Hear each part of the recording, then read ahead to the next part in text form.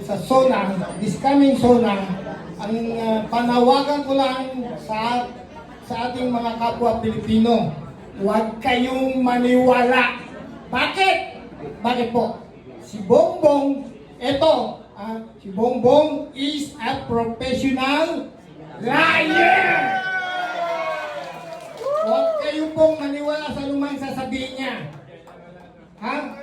Yan lang po ang hiling ko sa kapwa ko Pilipino, sa kapwa ko senior citizen, sa kapwa ko retiradong mga uniform service. At huwag din kayo maniniwala na may solid north na BBM. Kami, Ilocano po kami. Ilocano po kami. Ha? Yung kulay namin, walang solid north. Ang meron ngayon, solid north, Sara Duterte!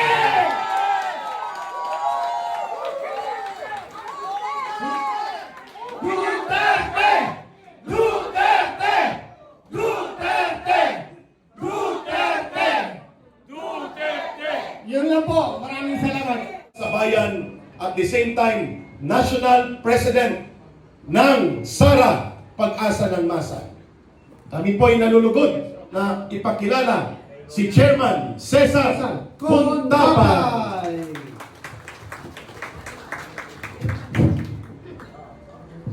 Daghang salamat kay Eric. Sa umaga nito, pakalaking pasalamat ko na binigyan ninyo ng malaking panahon na naparito kayo ngayon. Dahil sa panawagan ng kampilan ng mamayang Pilipino na dapat magkaisa tayo. At karapat-dapat din na dito sa oras na ito ating ipadama sa gobyernong ito na napakalaking kasalanan niya sa taong bayan. Para ipabot din natin sa kanya. Hanggang ngayon, hindi niya natupad yung dipromesa niya doon sa Tagum City, November 21, 2021, na doon nagsaad siya at sinabi doon na ang Pilipinas ay babangon muli. Ngayon, mga kakampi sa kinabukasan ng ating bansa, para sa karangalan at sa hustisya, para sa ating mga kapwang mamamayan, na parito po tayo hindi sisingil kay Bongbong Marcos. Kung hindi, ibigay alam natin sa kanya ang gaano siya nagsinungaling sa taong bayan. On that day, November 21, 2021, there at Tagum City, nandun si Bongbong together with Vice President Sara, kasama si Romualdez, kasama yung anak niya si Sandro, kasama niya si Lagdameo, kasama niya si Vic Rodriguez. Doon sa Tagum, nabanggit niya yung babangon muli tayo. Ano na ngayon ang nangyari? Maglilimang taon na sa promesa niya. Walang napatupad niya.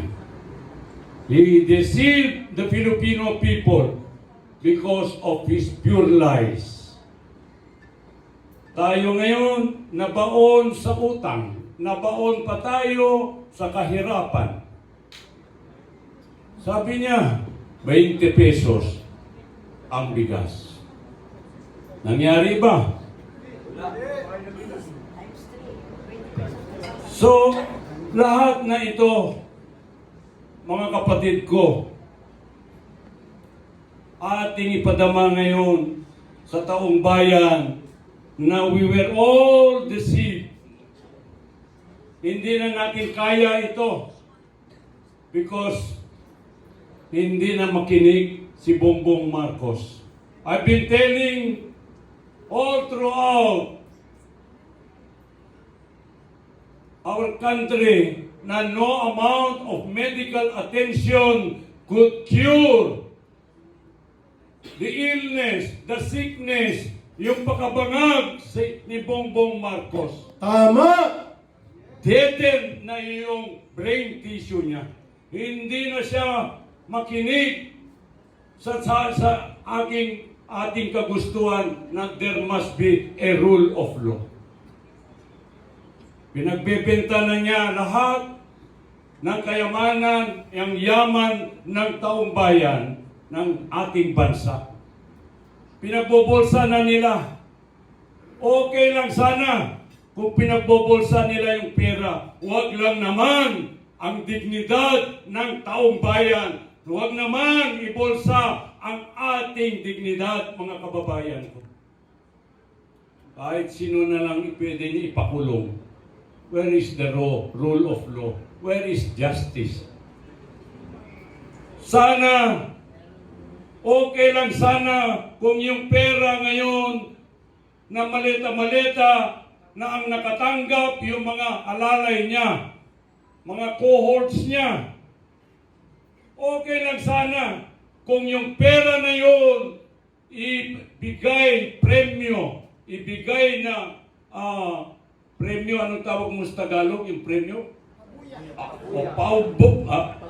Babuya sa makapagsalita kung sino o makapagsumbong kung sino ang mga kawatan sa gobyerno. Pero hindi nangyari.